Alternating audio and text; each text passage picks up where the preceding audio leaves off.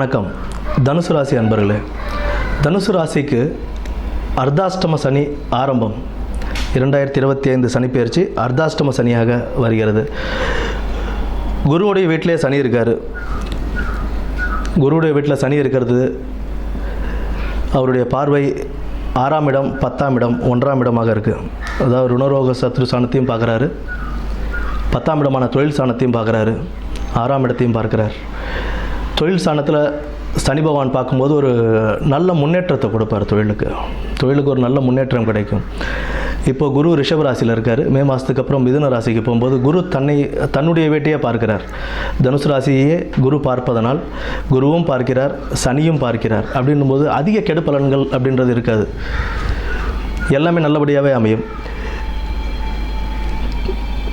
7ஆம் இடத்தில் குரு மாறி வர்றதுனால திருமணம் கைகூடுவதற்கான வாய்ப்புகள் நிறையா இருக்குது. தனுசு ராசியில் திருமணம் கைகூடாத பல ஆண் பெண்களுக்கு திருமணம் கைகூடுவதற்கான வாய்ப்புகள் நிறைய உண்டு.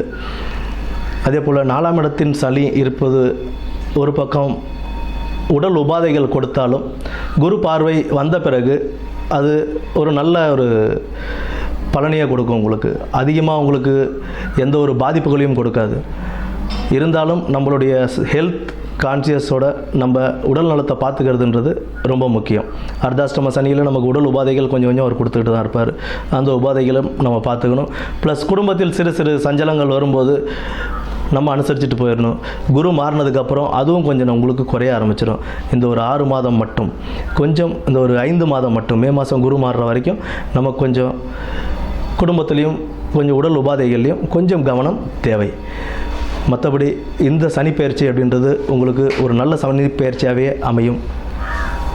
வணக்கம்.